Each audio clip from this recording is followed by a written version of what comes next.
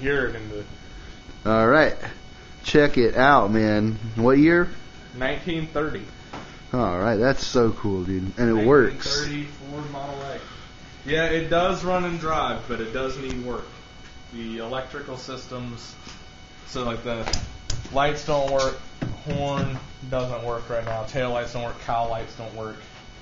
But it does crank up, run and drive. I mean, I pulled it in here under its own power.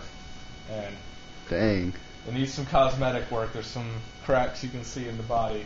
And the paint is chipping in various locations, but yeah, dude, that is cool.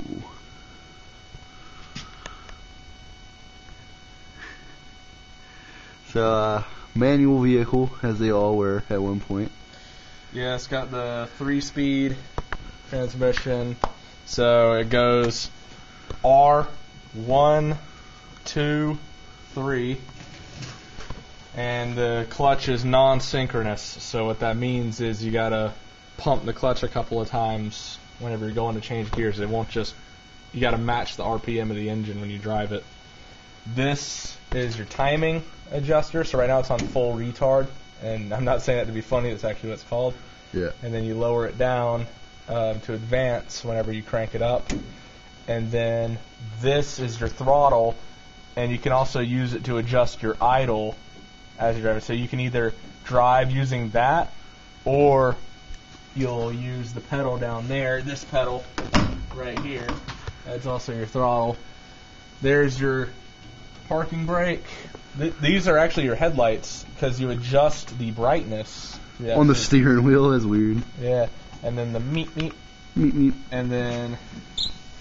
Yeah, got the classic windows. Manual windows, that's actually your door handle right there.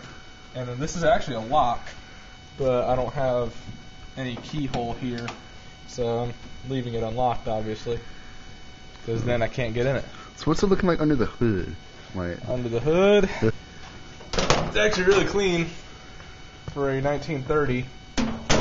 You can tell a couple of things. For one, you'll be able to tell that... Did I actually put the okay, I did. I put the fuse back in here. But anyway, so it's been alternator swapped. Used to, these didn't have alternators. They had generators. But this one has a GM alternator in it. Taking that out, actually, I'm going to put... I have a new custom-made alternator specifically for these I'm putting in it. It's also been ignition swapped.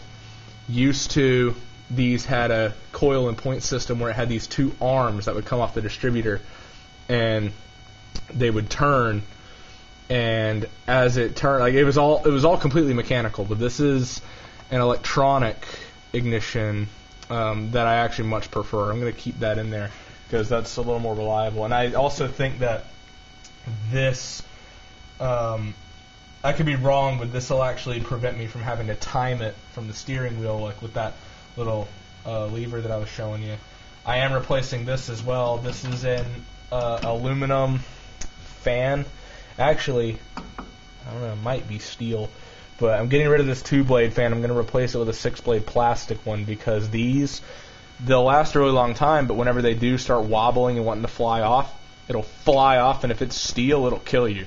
Seriously. Yeah. So I'm going to get a plastic one in there for safety reasons, and as well because modern plastic ones will actually, with more fins, that'll help cool the radiator better. But other than that, there's no major like oil leaks or anything. The puddle you see below it, that's not oil, that's gas from the carburetor, which I've already replaced. So the carburetor's clean on the other side, and I got to replace some of the control rods, because you can start to see how some of them are beginning to rust a little bit. They also really desperately need to be lubed. The person that had this last did not lube this thing properly.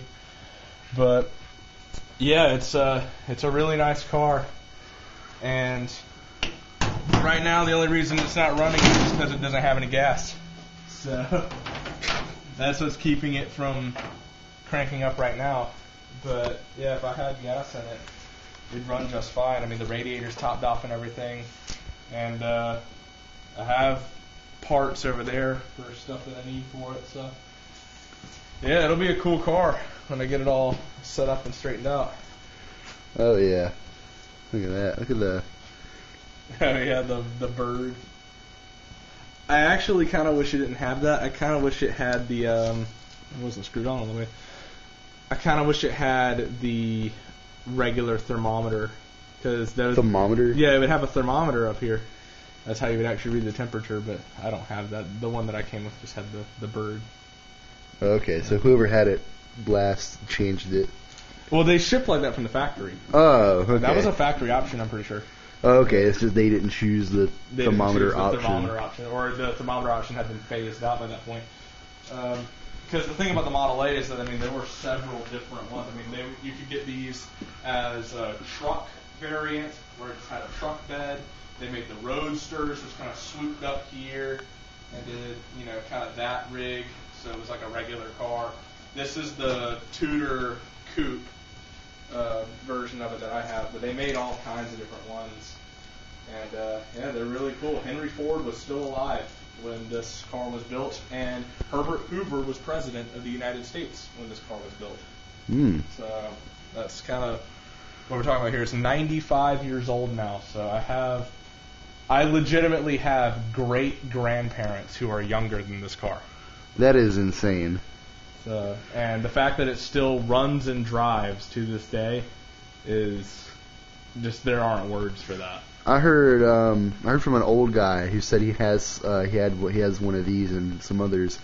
He says that you can get it labeled as an antique and get a tag on it and never have to get another tag ever again. Yeah, you can. The problem with that is that antique tags in South Carolina, you can't actually drive it around whenever you want to. So if you get an antique tag, you can only drive it around in parades or shows and things like that. If I just wanted to take it down the road, I wouldn't be able to, at least not legally. Okay. So I'm going to get a regular tag for it, just because, I mean, half the reason I got the damn thing is because I want to drive it around, Definitely do that. It's very interesting. It's very interesting that you even were able to buy it at all. Yeah, I got it from a junkyard. I actually got it from a junkyard. That's not a joke. Wow. So some asshole sold this to a junkyard. Yeah, well, I mean, obviously they didn't part it out or anything, but yeah, I got it from a junkyard and it was running and driving. It's like, hell no, you ain't getting rid of that. Neat. I'm taking that for me. So, yeah, it's a really cool deal, and I can't wait to get it running like as it should with all the electricals and everything. Oh yeah. It's all straightened out, because yeah, it's certainly. I mean, it belongs in a museum. Really, I mean, I shouldn't even really have it.